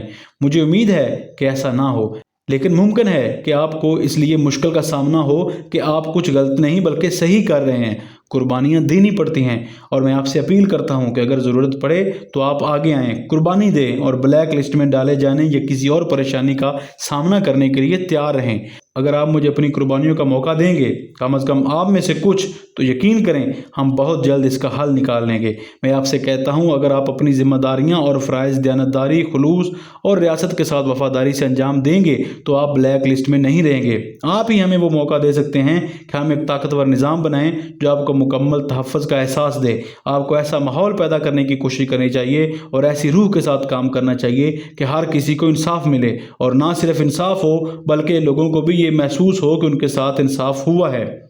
कुछ दिन बाद उन्होंने एडवर्ड कॉलेज पेशावर के अमले और तलबा से खिताब किया, जहां उन्होंने वो दिन याद किया जब 1937 में उन्हें लफ्जी तौर पर इस सूबे से निकाल दिया गया था। उन्होंने सरहद यानी KPK में मुस्लिम लीग की शिकस्त के दिनों को याद किया, फिर इस तब्दीली का जिक्र किया जो गुज़िश्ता 2 से 3 सालों में इस सूबे में आई। उन्होंने बहादुर पठानों का शुक्रिया अदा किया जिन्होंने पाकिस्तान के हक़ में ज़बरदस्त फ़ैसला दिया। उन्होंने इख्तिताम पर कहा, मैं चाहता हूँ कि आप एक आज़ाद और ख़ुद मुख्तार रियासत के शहरी के तौर पर सरबुलंद रहें। जब आपकी हुकूमत तारीफ़ के काबिल हो तो उसकी तारीफ़ करें, जब वो तनकीद के काबिल हो तो बेखौफ होकर उस पर तनकीद करें। ज़रूर तनकीद करें जब कोई गलत काम हो। मैं तनकीद का खैर मकदम करता हूँ। इसी तरीके से आप जल्द बेहतरी ला सकते हैं हमारी अपनी कौम के फ़ायदे के लिए। जब वो पेशावर में खुलेआम जलसे में शरीक थे तो आसमान पर खौफनाक और स्याह बादल छाए हुए थे। जैसे जैसे जलसा आगे बढ़ा बूंदाबांदी शुरू हो गई, लेकिन वहाँ मजमा हज़ारों लोग बारिश के ख़तरे से बेपरवाह होकर अपनी जगहों पर बैठे रहे। मेरे भाई उनको मायूस नहीं कर सकते थे, हालांकि मैं उनके साथ बैठी हुई उन्हें बार बार कह रही थी कि हमें जाना चाहिए। वो मुकम्मल तौर पर भीग गए, लेकिन वो मौसम की सख्ती के बावजूद पूरा जलसा बैठे रहे। उस रात उन्हें नज़ला, ज़ुकाम, खांसी और बुखार हो गया। मैंने उन्हें डॉक्टर बुलाने का मशवरा दिया। उन्होंने इनकार करते हुए कहा, कुछ नहीं है, बस ज़ुकाम है, ठीक हो जाएगा। लेकिन वो कभी ठीक ना हो सके। जब हम कराची वापस आए तो इन्हें मुसलसल खांसी रहती थी, और जब मजबूर होकर डॉक्टर को बुलाया गया तो पता चला कि उन्हें हल्का सा ब्रोंकाइटिस यानी कि सांस की नालियों में सोजिश है। हालांकि वो कुछ दिन बिस्तर पर रहे, लेकिन उनकी फाइलें उनके पास आती रहीं और वो मुसलसल उस पर काम करते रहे। तकरीबन 6 हफ्ते बाद उनकी हालत कुछ बेहतर हुई, लेकिन कमज़ोरी बरकरार रही। मैं मुसलसल उनसे कहती रही कि वो कराची छोड़कर पाकिस्तान के किसी और मुकाम पर चले जाएं ताकि उनकी सेहत को बहाल होने का मौका मिले। मेरे दलाइल को उनके ज़ाती मौलवी डॉक्टर रहमान ने भी हिमायत दी, जिन्होंने साफ साफ खबरदार किया कि अगर वो कम अज़ कम 2 महीने मुकम्मल आराम ना करें और मुकम्मल तौर पर काम ना छोड़ें तो वो अपनी सेहत को नाकाबिले तलाफ़ी नुकसान पहुँचाएँगे। मुझे इत्मीनान हुआ जब जून के एक दिन उन्होंने मान लिया और तजवीज़ दी कि हमें कराची की गर्मी से बचने के लिए कोयटा के ठंडे इलाकों में जाना चाहिए। कोयटा पहुंचने के चंद दिनों के अंदर ही उनकी सेहत में नुमायाँ बेहतरी नज़र आई। वो अच्छी नींद लेने लगे, खाना भी अच्छी तरह खाने लगे, खांसी ख़त्म हो गई थी और बुखार भी नहीं रहा। सिर्फ वही अहम फाइलें उनके पास लाई जाती थी जो फौरी तवज्जो की मुतकाज़ी होती, और बरसों बाद ये पहला मौका था जब वो तवील आराम का लुत्फ़ उठाते दिखाई दिए। कभी कभार वो अवामी तकरीबात में भी शरीक हो जाते जो मुख्तलिफ तबकों की तरफ से कोयटा में मुनक्कद की जाती थी। वो इन मौक़े को मुल्क को दरपेश अहम मसाइल पर अपने ख़यालात के इजहार के लिए इस्तेमाल करते। मसलन जब कोयटा की पारसी बरादरी ने उनका खैर मकदम किया तो उन्होंने कहा, कुदरती तौर पर पाकिस्तान का नया आइन बनने में 18 माह से 2 साल लग सकते हैं। یہ الفاظ سنتے ہوئے مجھے آزادی کے بعد کے وہ کئی مواقع یاد آئے جب وہ مجھ سے اپنے اس اضطراب کا اظہار کرتے کہ پاکستان کے لیے ایک نیا آزاد خیال اور بنیادی آزادیوں کی ضمانت دینے والا آئین تشکیل دیا جائے، اور یہ کام وہ تقریباً 2 برس میں مکمل کرنا چاہتے تھے۔ وہ ہمیشہ کہتے یہ ایک ایسا آئین ہوگا جو ایک آزاد قوم کے شان شان ہوگا۔ ان کے نازک دل کو یہ بات کھلتی تھی کہ ان کی بار بار کی بیماری کی وجہ سے یہ اہم ترین کام مؤخر ہو رہا ہے۔ اپنی تقریر میں اقلیتوں کے بارے میں بات کرتے ہوئے انہوں نے کہا، آپ جانتے ہیں کہ میری حکومت اور میری ذاتی پالیسی ہے کہ ہر فرد، چاہے وہ کسی بھی ذات، رنگ، نسل یا مذہب سے تعلق رکھتا ہو، اسے جان، مال اور عزت کا مکمل تحفظ حاصل ہوگا، اور پاکستان میں امن و امان کو ہر قیمت پر قائم رکھا جائے گا۔ اگلے دن انہوں نے کوئٹہ کے اسٹاف کالج کے افسران سے خطاب کرتے ہوئے زور دے کر کہا، ایک بات اور، مجھے یہ بات کہنے پر اس لیے مجبور ہونا پڑا کیونکہ میرے 1-2 بہت اعلیٰ افسران سے بات چیت کے دوران یہ بات سامنے آئی کہ وہ اس حلف کی اہمیت سے آگاہ نہیں جو پاکستان کے فوجی افسران لیتے ہیں۔ بلا شبہ حلف ایک رسمی چیز ہے، لیکن اصل اہمیت اس جذبے اور نیت کی ہے جو اس میں پنہاں ہوتی ہے، مگر یہ رسمی چیز بھی اہم ہے اور میں چاہوں گا کہ آپ کا حافظہ تازہ کروں۔ پھر انہوں نے افسران کو وہ حلف پڑھ کر سنایا جس میں وفاداری کا عہد آئین اور پاکستان کے ڈومین سے کیا جاتا ہے اور افسران پر مکمل اطاعت کی تاکید کی جاتی ہے۔ 15 جون کو جب کوئٹہ میونسپل کمیٹی نے انہیں شہری خطاب پیش کیا تو انہوں نے اپنے جواب میں افسوس کا اظہار کرتے ہوئے کہا، انہیں دکھ ہوتا ہے کہ پاکستان میں ہر طبقہ صوبائیت کی لعنت کا شکار ہے۔ انہوں نے نصیحت کی کہ لوگ اپنے آپ کو بلوچ، پٹھان، سندھی، پنجابی یا بنگالی نہ سمجھیں بلکہ صرف پاکستانی سمجھیں۔ خطاب کے اختتام پر انہوں نے کہا، نمائندہ حکومت اور ادارے یقیناً اچھے اور مطلوب ہیں، لیکن جب لوگ ان کو ذاتی مفادات کے حصول کا ذریعہ بنا لیتے ہیں تو یہ ادارے اپنی اہمیت کھو بیٹھتے ہیں اور بدنام ہو جاتے ہیں۔ ہمیں اس سے بچنا چاہیے اور یہ تبھی ممکن ہے جب ہم اپنے ہر عمل کو مستقل جانچیں اور ذاتی یا گروہی مفادات کی بجائے ریاست کی بہتری کو معیار بنائیں۔ انہوں نے 1 جولائی 1948 کو کراچی میں اسٹیٹ بینک آف پاکستان کا افتتاح کرنا قبول کیا۔ مجھے خدشہ تھا کہ اگر وہ یہ سفر کرتے اور فوراً کوئٹہ واپس جاتے تو ان کی صحت بگڑ سکتی ہے۔ میں نے مشورہ دیا کہ وہ یہ خطاب کسی اور سے پڑھوا دیں، مگر انہوں نے جواب دیا، آپ جانتی ہیں کہ کانگریس اور ہندوؤں نے پیش گوئی کی تھی کہ پاکستان ایک دیوالیہ ریاست ہوگا، کہ ہمارے لوگ تجارت، صنعت، بینکنگ، شپنگ، انشورنس نہیں چلا سکیں گے۔ ہمیں ثابت کرنا ہے کہ ہم صرف سیاست ہی نہیں، مالیات اور بینک کاری میں بھی ملک چلانے کی صلاحیت رکھتے ہیں، اس لیے میری موجودگی ضروری ہے، اور پھر ہم چند دنوں میں واپس کوئٹہ آ جائیں گے۔ میری صحت کی فکر نہ کرو، یہ ایک فرض ہے جسے میں نہیں ٹال سکتا۔ میں یہ نہیں کہہ سکتا کہ میں خطرہ مول لینے سے ڈرتا ہوں۔ یہ فضائی سفر جو قائد اعظم نے کوئٹہ سے کراچی کیا ان کی صحت کو مزید خراب کر گیا، اور اسٹیٹ بینک آف پاکستان کی افتتاحی تقریب کے دن وہ بستر سے لگ گئے۔ وہ بہت کمزور تھے لیکن پھر بھی اٹھے، تیاری کی اور اس معزز اجتماع کے سامنے اپنی تقریر پڑھی۔ ان کی تقریر کا پہلا جملہ ہی اس بات کی وضاحت کرتا ہے کہ وہ اپنی خرابی صحت کے باوجود کیوں آئے۔ اسٹیٹ بینک آف پاکستان کا افتتاح پاکستان کی ریاست کی مالی خود مختاری کی علامت ہے۔ جیسا آپ نے فرمایا جناب گورنر، متحدہ ہندوستان میں بینکاری کا شعبہ غیر مسلموں کے اختیار میں تھا اور ان کے مغربی پاکستان سے انخلاء نے ہماری نوخیز ریاست کی معیشت کو خاصا نقصان پہنچایا ہے۔ اس خلا کو پر کرنا ضروری ہے تاکہ تجارت اور صنعت کا پہیہ چلتا رہے۔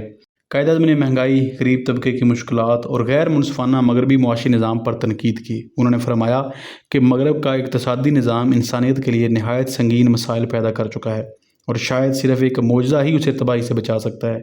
یہ نظام انسان اور انسان کے درمیان انصاف کرنے میں ناکام رہا ہے اور بین الاقوامی تنازعات کو ختم کرنے میں بھی ناکامی کا سبب بنا ہے۔ قائد نے کہا، ہمیں اپنی تقدیر اپنے انداز میں بنانی ہے اور دنیا کے سامنے ایک ایسا معاشی نظام پیش کرنا ہے جو اسلامی تصور مساوات اور سماجی انصاف پر مبنی ہو۔ ہم اسی صورت میں دنیا کو امن کا وہ پیغام دے سکتے ہیں جو انسانیت کو بچا سکتا ہے۔ تقریب کے بعد جب وہ واپس گورنر جنرل ہاؤس پہنچے تو کپڑوں اور جوتوں سمیت بستر پر لیٹ گئے۔ ان کے کمزور جسم میں ایک روشن ذہن کی چمک برقرار تھی۔ اسی شام انہوں نے امریکی سفیر کی طرف سے دی گئی دعوت قبول کر رکھی تھی۔ سخت بیماری کے باوجود وہ وہاں بھی پہنچے، مہمانوں سے بات چیت کی اور مسکرا کر اپنا فریضہ ادا کیا۔ ان کی ہمت، عزم اور جذبہ خدمت واقعی بے مثال تھا۔ کراچی میں 5 دن قیام کے دوران قائد اعظم نے کچھ نہایت اہم فائلوں اور کاموں کو دیکھا۔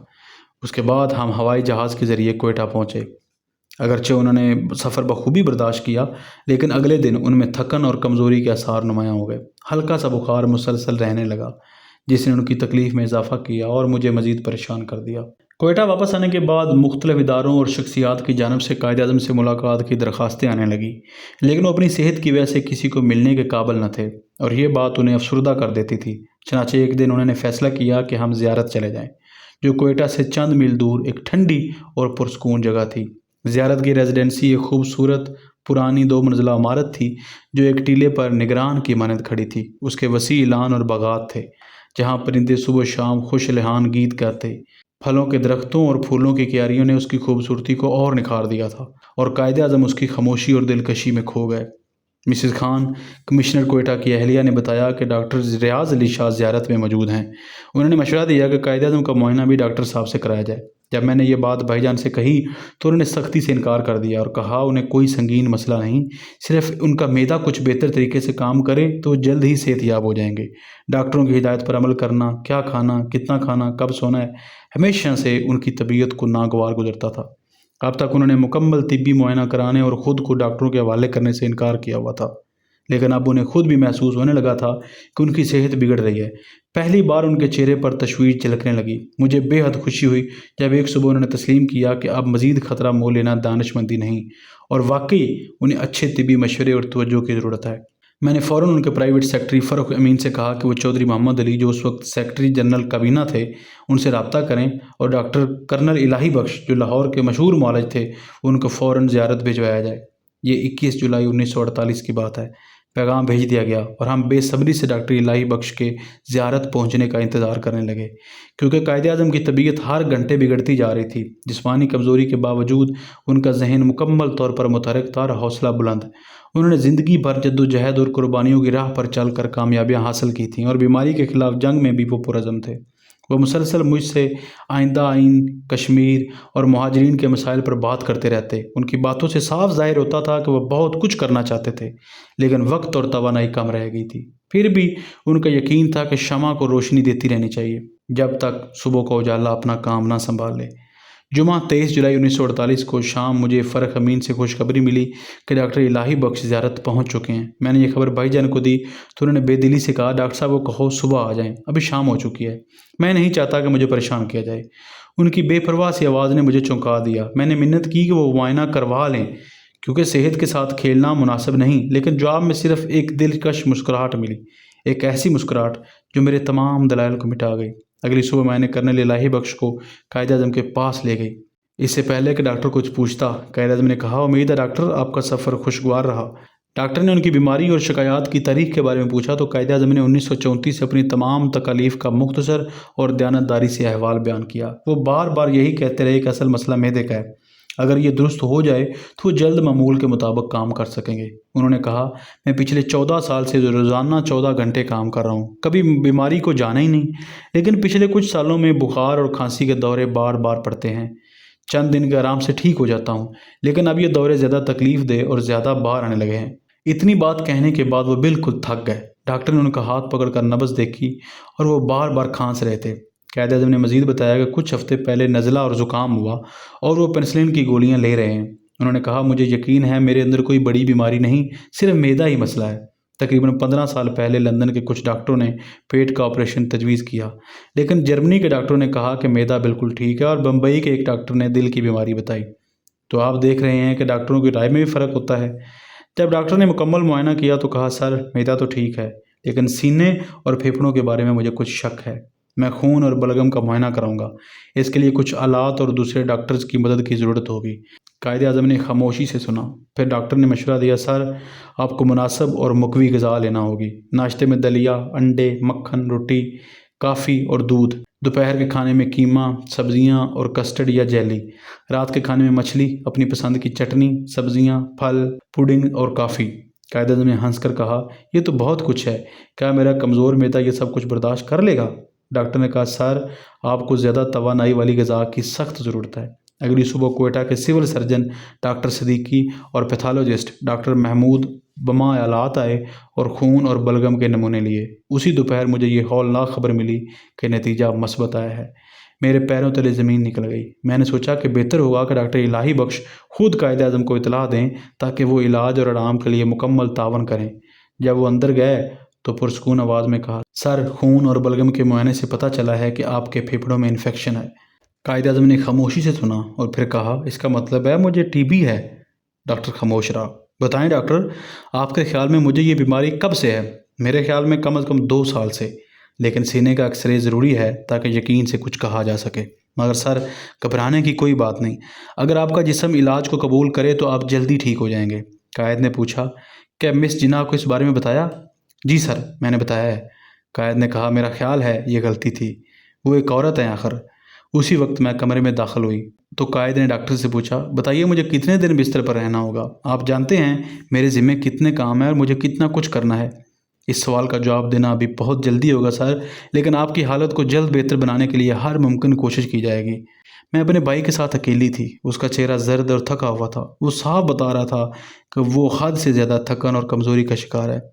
انہوں نے مسکرا کر کہا، فاتی، تم دیکھ رہی ہو، تم ٹھیک کہتی تھیں، مجھے پہلے ہی ماہر ڈاکٹروں سے مشورہ کر لینا چاہیے تھا، لیکن مجھے کوئی افسوس نہیں، انسان صرف کوشش ہی کر سکتا ہے، تقدیر کی زبان ہمیشہ گونگی رہتی ہے۔ میں اپنی ڈیوٹی پر آخری لمحے تک قائم رہوں گا۔ تم جانتی ہو میرا اصول ہمیشہ یہ رہا ہے کہ میں کسی مشورے کو اندھوں کی طرح قبول نہ کروں۔ میں نے ہمیشہ اپنی مرضی پر عمل کیا ہے اور ٹھوکریں کھا کر سیکھا ہے۔ صرف چند مہینے پہلے انہوں نے اسلامیہ کالج پشاور کے طلبہ سے خطاب کرتے ہوئے کہا تھا، تم اپنی مہنگے تجربات سے اور زندگی سے ملنے والی ٹھوکروں سے سیکھو گے۔ اپنے راستے پر خود چلنا اور زندگی کی ٹھوکروں سے سیکھنا، یہی ان کی پوری زندگی کا نمایاں وصف رہا۔ یہ دیکھ کر دل کی خوشی ہوئی کہ وہ کئی ہفتوں کے مقابلے میں اس دن زیادہ کھا سکے۔ ان کی بھوک بڑھانے کے لیے میں نے ایک باورچی امانت علی کو رکھا، جس نے کھانا پکانے کا فن پیرس کے ریٹرز ہوٹل میں سیکھا تھا اور کچھ عرصہ مہاراجہ کپور تھلا کے ہاں بھی شیف رہ چکا تھا۔ ڈاکٹر الہی بخش نے ایک خاتون کمپاؤنڈر کو بلایا تاکہ قائد اعظم کا ٹمپریچر لے سکے۔ پہلی بار قائد اعظم نے اس سے پوچھا، میرا ٹمپریچر کیا ہے؟ اس نے مضبوط لہجے میں جواب دیا، سر، میں یہ صرف ڈاکٹر کو ہی بتا سکتی ہوں۔ انہوں نے اصرار کیا، لیکن مجھے اپنا درجہ حرارت جاننا ضروری ہے۔ پھر بھی وہ نہ مانی۔ معاف کیجیے سر، میں آپ کو نہیں بتا سکتی۔ جب وہ کمپاؤنڈر خاتون کمرے سے چلی گئی تو بھائی نے مسکرا کر مجھ سے کہا، مجھے ایسے لوگ پسند ہیں جو مضبوط کردار والے ہوں اور جنہیں ڈرایا دھمکایا نہ جا سکے۔ کسی بھی فرد کو قائد اعظم سے ملاقات کی اجازت نہیں تھی، لیکن جب ہمارے واشنگٹن میں سفیر جناب حسن اصفہانی زیارت میں ہمارے گھر آئے تو قائد اعظم انہیں دیکھ کر خوش ہوئے۔ وہ کئی سالوں سے ان کے قریبی ساتھی رہے تھے۔ جب اصفہانی صاحب قائد سے ملاقات کے بعد نیچے اترے تو وہ رو پڑے۔ وہ یہ منظر برداشت نہ کر سکے کہ اتنی عظیم مجاہد کو بستر پر بے بس زندگی کی آخری لڑائی لڑتے دیکھیں۔ انہوں نے ڈاکٹر الہی بخش کو یقین دلایا کہ اگر ضرورت پڑی تو وہ امریکہ سے ماہرین اور دوائیں فوراً منگوا لیں گے۔ انہیں بتایا گیا کہ اگر ضرورت ہوئی تو اطلاع ضرور دی جائے گی۔ اسی دوران ڈاکٹر الہی بخش کی درخواست پر لاہور سے ڈاکٹر ریاض علی شاہ، ڈاکٹر عالم ایکس رے کے ماہر اور ڈاکٹر غلام محمد کلینیکل پیتھولوجسٹ زیارت آئے اور ایکس رے کی مشینیں اور دیگر آلات ساتھ لائے۔ ان کے معائنے اور ٹیسٹوں نے ڈاکٹر الہی بخش کی رائے کی تصدیق کی۔ انہوں نے فیصلہ کیا کہ قائد اعظم کی رات کو نگہداشت کے لیے ایک نرس کا ہونا ضروری ہے۔ پہلے بھائی نے انکار کر دیا، کہا کہ ان کا خیال اچھے طریقے سے رکھا جا رہا ہے اور نائٹ نرس رکھنا فضول خرچی ہوگی، لیکن آخرکار وہ مان گئے اور کہا، میری بہن اتنے ہفتوں سے دن رات میرے پاس بیٹھی ہے، وہ یقیناً تھک چکی ہوں گی۔ ہاں، آپ نائٹ نرس کا بندوبست کر سکتے ہیں۔ چنانچہ سول اسپتال کوئٹہ میں کام کرنے والی نرس فلس ڈینہم زیارت آ گئی۔ وہ ایک مستعد نرس ثابت ہوئیں اور قائد اعظم کو ان کا انداز پسند آیا۔ نرس فلس نے ڈاکٹر الہی بخش کو بتایا کہ قائد اعظم ریشمی پاجامے پہنتے ہیں جو ان کی زندگی بھر کی عادت رہی ہے اور رات کو انہیں اکثر سردی لگتی ہے۔ اس پر ڈاکٹر نے کراچی سے وائلیا کپڑا منگوایا اور میں نے ان کے لیے نیا لباس تیار کروایا۔ ہمیں امید بننے لگی جب ہم نے دیکھا کہ وہ زیادہ آرام سے سوتے ہیں، لمبی نیند لیتے ہیں اور کافی مقدار میں کھانا کھاتے ہیں۔ ان کا درجہ حرارت معمول پر آ گیا، کھانسی تقریباً ختم ہو گئی اور بلڈ پریشر بھی تسلی بخش تھا۔ جولائی کے آخر میں بغیر پیشگی اطلاع وزیر اعظم لیاقت علی خان اور چودھری محمد علی زیارت پہنچے۔ وزیر اعظم نے ڈاکٹر الہی بخش سے قائد اعظم کی صحت کے بارے میں دریافت کیا۔ ڈاکٹر نے جواب دیا، چونکہ مجھے قائد اعظم کے علاج کے لیے ان کی بہن نے بلایا ہے، اس لیے میں اپنی رائے صرف انہیں ہی دے سکتا ہوں۔ لیاقت علی خان نے کہا، لیکن میں بطور وزیر اعظم کی جاننے کا خواہش مند ہوں۔ ڈاکٹر نے نرمی سے جواب دیا، جی سر، لیکن میں بغیر مریض کی اجازت کے یہ بات نہیں بتا سکتا۔ جب مجھے بتایا گیا، میں اس وقت قائد کے ساتھ بیٹھی تھی، کہ وزیر اعظم اور سیکرٹری جنرل ان سے ملنا چاہتے ہیں، تو میں نے بھائی کو آگاہ کیا۔ چند لمحے خاموش رہنے کے بعد انہوں نے کہا، نیچے جاؤ، وزیر اعظم سے کہو میں ان سے ملاقات کروں گا۔ اب بہت دیر ہو چکی ہے، انہیں کل صبح آپ سے ملنے دیں۔ نہیں، انہیں بھی بلا لو۔ دونوں تقریباً آدھے گھنٹے تک اکٹھے رہے۔ جیسے ہی لیاقت علی خان نیچے آئے، میں فوراً اوپر اپنے بھائی کے پاس گئی۔ وہ مکمل طور پر تھکے ہوئے نظر آئے اور ان کا چہرہ بیماری سے زرد ہو رہا تھا۔ انہوں نے مجھ سے کہا انہیں کچھ فروٹ جوس دیا جائے، پھر کہا محمد علی کو بھیجو۔ کابینہ کے سیکرٹری جنرل ان کے ساتھ تقریباً 15 منٹ رہے۔ جب وہ دوبارہ تنہا ہوئے تو میں ان کے کمرے میں گئی۔ میں نے پوچھا، کیا وہ جوس یا کافی لینا چاہیں گے؟ لیکن ان کا ذہن اتنا مصروف تھا کہ جواب نہ دے سکے۔ اب رات کے کھانے کا وقت ہو چکا تھا۔ انہوں نے کہا تم بہتر ہے نیچے جاؤ، ان کے ساتھ کھانا کھاؤ۔ میں نے کہا نہیں، یہ مناسب نہیں۔ قائد اعظم نے کہا وہ ہمارے مہمان ہیں، جاؤ ان کے ساتھ کھانا کھاؤ۔ 14 اگست قریب آ رہی تھی جب قوم اپنی پہلی یوم آزادی منانے جا رہی تھی، اور اپنے ڈاکٹرز کے منع کرنے کے باوجود وہ اس دن قوم سے ایک پیغام دینے کی تیاری میں مصروف تھے۔ ان کی صحت گرتی جا رہی تھی مگر وہ پھر بھی کام کر رہے تھے۔ انہوں نے جو پیغام تیار کیا اس میں کہا، یاد رکھو پاکستان کا قیام ایک ایسا واقعہ ہے جس کی دنیا کی تاریخ میں کوئی مثال نہیں۔ مجھے اپنی قوم پر مکمل یقین ہے۔ ہمارے دشمن جو جنگ اور طاقت سے ہمیں ختم نہ کر سکے، انہوں نے معاشی ہتھ کنڈوں سے ہمیں کمزور کرنے کی کوشش کی۔ انہوں نے پیشن گوئی کی کہ پاکستان دیوالیہ ہو جائے گا، لیکن یہ سب سازشیں ناکام ہو گئی۔ ہمارا پہلا بجٹ فاضل بجٹ تھا، تجارتی توازن مثبت ہے اور معاشی میدان میں ہم ترقی کر رہے ہیں۔ چند دن بعد ڈاکٹروں نے محسوس کیا کہ ان کا بلڈ پریشر بہت کم ہو چکا ہے، پاؤں میں سوجن آ گئی ہے اور پیشاب کی مقدار بھی کم ہو گئی ہے۔ طویل مشاورت کے بعد ڈاکٹروں نے مجھے بتایا کہ وہ دل اور گردوں کی کمزوری میں مبتلا ہیں۔ ان کی موجودہ حالت میں زیارت کا قیام مزید مناسب نہیں رہا۔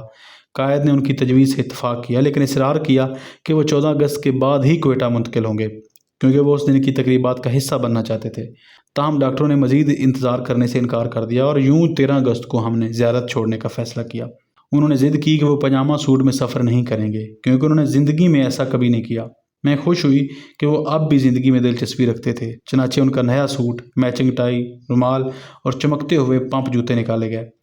انہیں اسٹریچر پر نیچے لایا گیا اور بڑی بمبر گاڑی کی پچھلی نشست پر نیم لیٹی حالت میں بٹھایا گیا۔ میں ان کے ساتھ بیٹھی، سسٹر ڈنہم ایک اور کرسی پر، اور ان کا ADC ڈرائیور کے ساتھ آگے بیٹھا۔ گاڑی آہستہ چلی تاکہ جھٹکوں سے بچا جا سکے۔ ہم راستے میں 2 بار رکے اور میں نے انہیں چائے اور بسکٹ دیے۔ ہمیں کوئٹہ پہنچنے میں 4 گھنٹے لگے۔ مجھے ہر لمحہ خوف تھا کہ کہیں وہ اس سفر کا بوجھ نہ اٹھا پائیں۔ جیسے ہی ہم کراچی کی ریزیڈنسی پہنچے، ڈاکٹروں نے انہیں چیک کیا اور مجھے تسلی دی کہ انہوں نے سفر بخوبی برداشت کیا ہے۔ چند گھنٹوں بعد انہوں نے خود کہا، مجھے یہاں بہتر لگ رہا ہے۔ زیارت میں سانس لینا مشکل ہوتا تھا۔ ان کی طبیعت میں بہتری آنا شروع ہوئی، اور ڈاکٹر الہی بخش نے مشورہ دیا کہ وہ روزانہ 1 گھنٹہ فائلوں پر کام شروع کریں تاکہ ذہن اپنی بیماری سے ہٹ کر مصروف رہے۔ وہ بہت خوش ہوئے اور اس کام سے بہت لطف اندوز ہوئے۔ چند دن بعد ڈاکٹروں نے کہا وہ روزانہ تھوڑا سا کمرے میں چلنے کی کوشش کریں تاکہ خون کی روانی بہتر ہو۔ انہوں نے یہ مشورہ مسکرا کر قبول کیا، اور کئی ہفتوں بعد پہلی بار اپنے پیروں پر کھڑا ہونا ان کے لیے خوشی کی بات تھی۔ ان کے چہرے سے اب بھی عزم کی جھلک نظر آتی تھی۔ انہوں نے ڈاکٹروں کو ایک کہانی سنائی۔ تمہیں پتہ ہے ڈاکٹر، میں تمہیں ایک کہانی سناتا ہوں۔ ایک عورت تھی، اس نے ڈاکٹر سے کہا کہ وہ نہیں چل سکتی کیونکہ وہ کئی مہینوں سے بستر پر ہے۔ ڈاکٹر نے کہا وہ صحت یاب ہو چکی ہے اور اسے چلنا چاہیے، مگر اس نے انکار کیا۔ دوسرا ڈاکٹر آیا، اس نے بھی یہی مشورہ دیا، لیکن وہ نہ مانی۔ پھر ایک اور ڈاکٹر آیا، اس نے چپکے سے اس کے بستر کے نیچے انگاروں والی انگیٹھی رکھ دی۔ عورت کو اندازہ ہوا کہ بستر جلنے والا ہے، وہ چیختے ہوئے بستر سے نکل آئی۔ ہم سب ہنسنے لگے۔ ڈاکٹر، کیا تم میرے ساتھ بھی یہی کرنا چاہتے ہو؟ تھوڑی دیر توقف کے بعد انہوں نے کہا، ڈاکٹر مجھے سگریٹ نوشی پسند ہے، میں کئی دنوں سے نہیں پی سکا، کیا میں سگریٹ پی سکتا ہوں؟ ڈاکٹر الہی بخش نے اطمینان سے جواب دیا، جی ہاں، صرف 1 سگریٹ روزانہ سے آغاز کریں، لیکن کش نہ لیں۔ میں نے ان کی پسندیدہ سگریٹ کریون A کا ڈبہ نکالا۔ وہ ہمیشہ سے ایک ہیوی اسموکر تھے، روزانہ تقریباً 50 سگریٹ پیا کرتے تھے۔ شام کو ڈاکٹر دوبارہ آئے۔ راکھ دان میں 5 جلی ہوئی سگریٹیں دیکھ کر انہوں نے سوالیہ انداز میں جناب بھائی کو دیکھا۔ وہ مسکرائے اور بولے، جی ڈاکٹر، میں نے 5 سگریٹ پیے لیکن کش نہیں لیا، اور وہ بچوں کی اسی خوشی سے ہنس پڑے۔ اس سال عید الفطر 27 اگست کو آنی تھی، اور وہ قوم کے لیے عید کا پیغام تیار کر رہے تھے۔ یہ ان کی طویل سیاسی زندگی کی آخری تقریر ثابت ہوئی۔ اس پیغام میں انہوں نے لکھا، یہ صرف مشترکہ کوششیں اور اپنے مقدر پر ایمان سے ممکن ہے کہ ہم اپنے خوابوں کا پاکستان حقیقت میں ڈھال سکیں۔ گزشتہ عید الفطر جو پاکستان کے قیام کے فوراً بعد آئی تھی، مشرقی پنجاب کے المناک واقعات سے داغدار ہوئی۔ گزشتہ سال کی خون ریزی اور اس کے بعد لاکھوں لوگوں کی مکل مکانی نے ایک بے مثال مسئلہ پیدا کر دیا۔ اس بے آسرا انسانیت کو سہارا دینا ہماری توانائیاں اور وسائل پر حد سے زیادہ بوجھ بن گیا۔ یہ کام اتنا بڑا تھا کہ ہمیں تقریباً مغلوب کر دیا اور ہم بمشکل اپنا وجود سنبھال سکے۔ 12 ماہ کا وقت ان تمام مہاجرین کو فائدہ مند روزگار فراہم کرنے کے لیے کافی نہ تھا۔ کافی پیش رفت ہوئی، لیکن ابھی بھی بہت سے مہاجر باقی ہیں۔ ہم اس وقت تک خوشی نہیں منا سکتے جب تک ہر مہاجر کو اپنے پیروں پر کھڑا نہ کر دیا جائے۔ مجھے یقین ہے کہ اگلی عید تک یہ مسئلہ حل ہو چکا ہوگا اور سب مہاجرین پاکستان کی معیشت میں شامل ہو چکے ہوں گے۔ اپنے پیغام کو جاری رکھتے ہوئے انہوں نے لکھا، میرا برادر مسلم ممالک کے لیے عید کا پیغام دوستی اور خیر سگالی کا ہے۔ ہم سب ایک خطرناک دور سے گزر رہے ہیں۔ فلسطین، انڈونیشیا اور کشمیر میں طاقت کی سیاست جو ہو رہی ہے وہ ہماری آنکھیں کھولنے کے لیے کافی ہے۔ ہم صرف اتحاد کے ذریعے ہی دنیا میں اپنی آواز مؤثر بنا سکتے ہیں۔ لہٰذا میں آپ سے اپیل کرتا ہوں، چاہے آپ کسی بھی زبان میں اسے بیان کریں، جب میری بات کا خلاصہ نکالا جائے تو وہ یہ کہ ہر مسلمان پاکستان کی خدمت ایمانداری، اخلاص اور بے غرضی سے کرے۔ یہ ان کے آخری ریکارڈ شدہ الفاظ ثابت ہوئے۔ اگست کے آخر میں جناب بھائی اچانک بے رغبت ہو گئے اور ایک دن وہ میری آنکھوں میں گہری نظر ڈال کر کہنے لگے، فاتی، اب مجھے جینے میں کوئی دلچسپی نہیں رہی، جتنا جلدی چلا جاؤں اتنا بہتر۔ یہ الفاظ نحس تھے، میں جیسے کسی زندہ بجلی کے تار کو چھو بیٹھی تھی۔ میں نے خود کو سنبھالا اور کہا، جناب آپ جلدی ٹھیک ہو جائیں گے، ڈاکٹرز پر امید ہیں۔ وہ ہلکی سی موت جیسی مسکراہٹ کے ساتھ بولے، نہیں، اب جینا نہیں چاہتا۔ 1 ستمبر کو ڈاکٹر الہی بخش نے افسردہ آواز میں مجھ سے کہا، قائد اعظم کا خون کا اخراج ہوا ہے، میں بہت فکر مند ہوں، ہمیں انہیں فوراً کراچی لے جانا چاہیے، کوئٹہ کی بلندی ان کے لیے مناسب نہیں۔ ان کی صحت بگڑنے لگی۔ 5 ستمبر کو ڈاکٹروں نے ان کی تھوک کا معائنہ کیا تو نمونیا کے جراثیم کی علامات پائیں اور خون میں انفیکشن کے آثار ظاہر ہوئے۔ انہیں سانس لینے میں دشواری ہونے لگی، گھٹن محسوس ہونے لگی تو ڈاکٹروں نے آکسیجن دینا شروع کی۔ 7 ستمبر کو میں نے واشنگٹن میں مسٹر اصفانی کو تار بھیجا کہ ڈاکٹر ریاض کی سفارش کردہ امریکی ماہرین کو فوری طور پر روانہ کریں، اور اگلے دن میں نے کراچی میں ڈاکٹر محمد علی مستری کو فون کیا کہ فوراً کوئٹہ پہنچیں۔ ڈاکٹروں کی ایک اور مشاورت ہوئی اور حالات کے تمام پہلوؤں پر غور کرنے کے بعد یہ فیصلہ ہوا کہ انہیں فوری طور پر کراچی منتقل کیا جائے، کیونکہ کوئٹہ کی بلندی ان کے کمزور دل کے لیے نقصان دہ ہے۔ ڈاکٹروں نے بھاری دل کے ساتھ مجھے یہ خبر دی کہ اب کوئی امید باقی نہیں رہی اور صرف ایک معجزہ ہی ان کی جان بچا سکتا ہے۔ جب میں نے اپنے بھائی کو ڈاکٹروں کی یہ رائے بتائی کہ کوئٹہ کی بلندی سے بچنے کے لیے انہیں کراچی جانا ہوگا تو وہ بولے، ہاں مجھے کراچی لے چلو، میں وہیں پیدا ہوا تھا اور وہیں دفن ہونا چاہتا ہوں۔ یہ کہہ کر ان کی آنکھیں بند ہو گئی۔ میں ان کے بستر کے قریب رہی، میں ان کے خیالات کو جیسے لاشعور کی وادیوں میں بھٹکتے سن سکتی تھی۔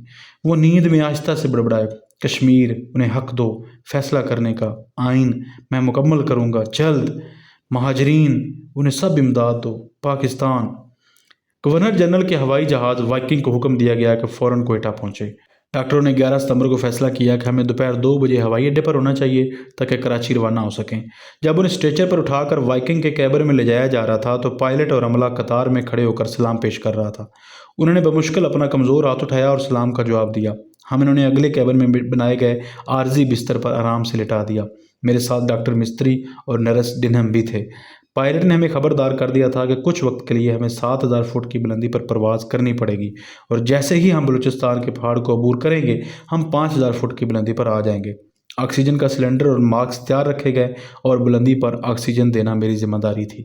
طیارہ بلند ہوتا گیا اور جیسے جیسے ہم اوپر گئے قائد اعظم کو سانس لینے میں دشواری ہونے لگی۔ میں نے ان کے منہ پر آکسیجن ماسک رکھا، انہوں نے کچھ دیر آکسیجن لی، پھر جیسے مایوسی سے ماسک ہٹا دیا، جیسے کہنا چاہتے ہوں اب کچھ فائدہ نہیں، سب ختم ہو چکا۔ میں نے ڈاکٹر مستری سے کہا کہ ڈاکٹر الہی بخش کو بلائیں، اور مجھے خوشی ہوئی کہ ڈاکٹر الہی بخش نے انہیں دوبارہ آکسیجن لینے پر آمادہ کر لیا۔ اپنی زندگی کی یہ سب سے پریشان کن ہوائی پرواز تھی۔ 2 گھنٹے کی پرواز کے بعد ہم 11 ستمبر کی سفیر 4:15 پر ماڑی ایئرپورٹ پر اترے۔ یہی وہ مقام تھا جہاں وہ تقریباً 1 سال پہلے اترے تھے، امیدوں سے بھرپور، یقین سے لبریز کہ وہ پاکستان کو ایک عظیم قوم بنائیں گے۔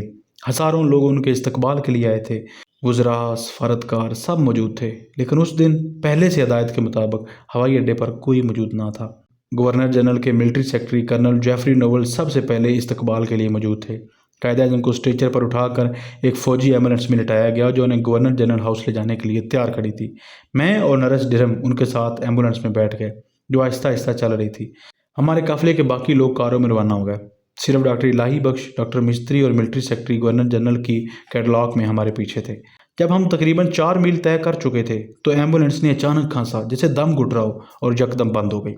5 منٹ بعد ایمبولینس سے باہر نکلی تو بتایا گیا کہ پیٹرول ختم ہو چکا ہے۔ ڈرائیور انجن کے ساتھ چھیڑ چھاڑ کرنے لگا مگر گاڑی سٹارٹ نہ ہوئی۔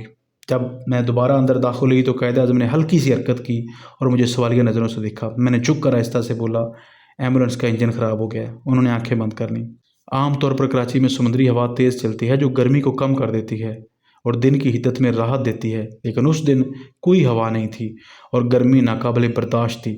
اس اذیت میں یہ بات اور بھی اضافہ کر رہی تھی کہ سینکڑوں مکھیاں ان کے چہرے کے گرد منڈرا رہی تھیں اور ان کے ہاتھوں میں اتنی بھی سخت نہیں تھی کہ خود کو ان سے بچا سکیں۔ سسٹر ڈنہم اور میں باری باری ان کے چہرے کو پنکھا چل رہی تھی اور کسی اور ایمبولینس کے آنے کا انتظار کر رہی تھی۔ ہر لمحہ اذیت کا پہاڑ بن چکا تھا۔ انہیں کیڈلک میں نہیں لے جایا جا سکتا تھا کیونکہ وہ اسٹریچر کے لیے چھوٹی تھی، اس لیے ہمیں وہیں رکنا پڑا اور ہم بس امید پر قائم تھیں۔ قریب ہی مہاجرین کی سینکڑوں چوپڑیاں تھیں، وہ اپنے معمول کے کاموں میں مصروف تھے۔ انہیں معلوم نہ تھا کہ ان کا قائد جس نے انہیں ایک آزاد وطن دیا، انہی کے درمیان ایک ایمبولینس میں بے یار و مددگار پڑا ہے جس کا پیٹرول ختم ہو چکا ہے۔ گاڑیاں ہارن بجاتی گزر رہی تھیں، بسیں اور ٹرک اپنی منزلوں کو شور مچاتے جا رہے تھے اور ہم ایک جگہ ٹھہرے ہوئے تھے، ایک ایسی ایمبولینس میں جو 1 انچ بھی نہ ہلتی تھی، جبکہ ایک انمول جان قطرہ قطرہ سانس بسانس ہم سے رخصت ہو رہی تھی۔ ہم نے 1 گھنٹے سے زیادہ انتظار کیا اور میری زندگی کا کوئی لمحہ اتنا طویل اور دردناک نہیں گزرا۔ پھر ایک اور ایمبولینس آئی، انہیں اسٹریچر پر دوسری ایمبولینس میں منتقل کیا گیا اور آخرکار گورنر جنرل ہاؤس کی طرف روانہ ہوئے۔ جب انہیں نرمی سے بستر پر لٹایا گیا تو الہی بخش کی گھڑی نے مجھے بتایا کہ ماڑی پور ایئرپورٹ پر اترنے کے بعد سے 2 گھنٹے سے زیادہ وقت گزر چکا تھا۔ کوئٹہ سے کراچی 2 گھنٹے کی پرواز اور ماڑی پور ایئرپورٹ سے گورنر جنرل ہاؤس تک 2 گھنٹے۔ ڈاکٹروں نے ان کا معائنہ کیا اور کہا کہ وہ نہ پرواز سے نہ ایمبولینس کے ناخوشگوار واقعے سے کسی بدتری کا شکار ہوئے ہیں۔ وہ جلدی گہری نیند میں سو گئے اور ڈاکٹر یہ کہہ کر چلے گئے کہ وہ تھوڑی دیر میں واپس آئیں گے۔ اب میں اپنے بھائی کے ساتھ اکیلی تھی جو اتنے سکون سے سو رہے تھے۔ مجھے ایک اندرونی احساس ہوا کہ یہ شمع کی آخری چمک ہے جو بجھنے سے پہلے روشن ہو۔ خاموشی سے میرا دل ان سے باتیں کرنے لگا۔ او جن، اگر میرا سارا خون نکال کر تمہیں دیا جا سکتا تاکہ تم زندہ رہو، اگر خدا کرے کہ یہ ممکن ہو سکتا کہ میری ساری عمر تمہیں دے دی جائے تاکہ تم اس قوم کی رہنمائی جاری رکھ سکو، تو میں اس کا جتنا شکر ادا کرتی کم ہوتا۔ وہ تقریباً 2 گھنٹے تک پرسکون نیند سوتے رہے۔ پھر انہوں نے آنکھیں کھولی، مجھے دیکھا اور سر آنکھوں کے اشارے سے مجھے اپنے قریب بلایا۔ انہوں نے آخری بار کوشش کی اور آہستہ سے کہا، فاتح، خدا حافظ، لا الہ الا اللہ محمد الرسول اللہ۔ ان کا سر تھوڑا سا دائیں جانب جھک گیا اور آنکھیں بند ہو گئیں۔ میں کمرے سے باہر دوڑی چیختی ہوئی، ڈاکٹر ڈاکٹر جلدی کریں، میرے بھائی کا آخری وقت ہے، ڈاکٹر کہاں ہے؟ چند ہی منٹوں میں وہ آ گئے۔ انہوں نے معائنہ کیا اور انجیکشن دیے۔ میں وہیں کھڑی رہ گئی، بے حس و حرکت، خاموش۔ پھر میں نے دیکھا انہوں نے ان کے دل پر سر سے پاؤں تک سفید چادر ڈال دی۔ میں سمجھ گئی کہ موت انہیں اپنی فانی زندگی سے لینے آ گئی ہے، ایسی زندگی جو ختم ہو جاتی ہے، ایک ایسی زندگی کی طرف جو ابدی ہے، لازوال ہے۔ کرنل الہی بخش بھاری قدموں سے میری طرف آئے، اپنا دایاں ہاتھ میرے بائیں کندھے پر رکھا اور ایک چھوٹے بچے کی طرح پھوٹ پھوٹ کر رونے لگے۔ ان کے آنسوؤں نے بغیر الفاظ اور آواز کے مجھے وہ المناک خبر دے دی۔ میں نے رونے کی کوشش کی لیکن آنکھوں کے آنسو جیسے خشک ہو چکے تھے۔ میں چیخنا چاہتی تھی، رونا چاہتی تھی، مگر میری آواز جیسے گم ہو چکی تھی۔ میں خود کو گھسیٹ کر ان کے بستر کے قریب لے گئی اور فرش پر لکڑی کے بے جان ٹکڑے کی طرح گر پڑی۔ ان کی وفات کی خبر شاید بہت دور تک پھیل چکی تھی۔ گورنر جنرل ہاؤس کے باہری آنے دروازے، جنہیں عام طور پر سخت سیکیورٹی میں بند رکھا جاتا ہے، خود بخود کھل گئے اور لوگوں کا ہجوم ہر سمت سے امڑ آیا۔ جلد ہی بہت سے لوگ اس کمرے میں موجود تھے جہاں وہ بے آواز ایسی نیند میں سو رہے تھے جس سے بیداری ممکن نہ تھی۔ میں وہیں بیٹھی رہی، ارد گرد کی دنیا سے بے خبر۔ وقت کا ہوش نہ رہا، میں اپنے ناقابل تلافی نقصان میں مکمل طور پر کھو چکی تھی۔ مجھے یاد نہیں کہ میں کتنی دیر وہاں بیٹھی رہی، بس اتنا یاد ہے کہ سفید چادر کو تکتے ہوئے وقت جیسے تھم گیا تھا۔ لیکن مجھے یاد ہے ایک بوڑھی عورت جسے میں نے پہلے کبھی نہ دیکھا تھا، نہ میں اسے جانتی تھی، میرے قریب آئی، اپنی باہوں میں میرا گلا لے کر مجھے آہستہ سے قرآن کی ایک آیت میرے کان میں کہہ کر تسلی دی، اِنَّ لِلَّهِ وَإِنَّا إِلَيْهِ رَاجِعُونَ۔ اللہ ہی کی طرف سے آیا تھا اور اللہ ہی کی طرف لوٹ گیا۔ یہاں پر چیپٹر 1 ختم ہو جاتا ہے جو فاطمہ جناح نے لکھا تھا۔ اس کے بعد کتاب کے ایڈیٹر نے یہاں پر کچھ نوٹس درج کیے ہیں جن میں 2-3 اہم ہیں، باقی قائد اعظم کی تقاریر کی تاریخیں بتائی گئی ہیں جنہیں میں اسکپ کر رہا ہوں۔ یہ اہم نوٹس پڑھنے کے بعد ہم چیپٹر 2 کا آغاز کریں گے۔ نوٹس: محترمہ فاطمہ جناح 20 فروری 1929 کو رتن بائی کی وفات کے بعد جناح کے مالابار ہل کے بنگلے میں منتقل ہو گئی تھیں اور تب سے ان کی مستقل ساتھی تھیں۔ آل انڈیا مسلم لیگ کا اجلاس ایسٹر کی چھٹیوں کے دوران 12 تا 15 اپریل 1941 کو منعقد ہوا۔ 12 اپریل 1941 کو اجلاس کے پہلے دن عبدالحمید خان چیئرمین استقبالیہ کمیٹی کے خطبہ استقبالیہ کے بعد جناح نے مختصراً پہلے اردو میں اور پھر انگریزی میں خطاب کیا۔ چونکہ وہ اب بھی علیل تھے اس لیے ان کا صدارتی خطاب 14 اپریل تک مؤخر کر دیا گیا۔ اس دن انہوں نے لگاتار 1 گھنٹہ 54 منٹ تقریر کی، جو اس شخص کے لیے غیر معمولی بات تھی جو صرف 3 دن پہلے اعصابی کمزوری کا شکار ہوا تھا۔ 11 اپریل کو جلوس اور پرچم کشائی کی تقریب میں ان کی جگہ امیر محمد خان راجہ محمود آباد جو اس وقت آل انڈیا مسلم لیگ کے خزانچی تھے انہوں نے نمائندگی کی۔ مدیر اس اجلاس کے دوران موجود تھے۔ چیپٹر 1 مکمل ہوا۔ اب اگلے پارٹ میں ہم چیپٹر 2 کا آغاز کریں گے۔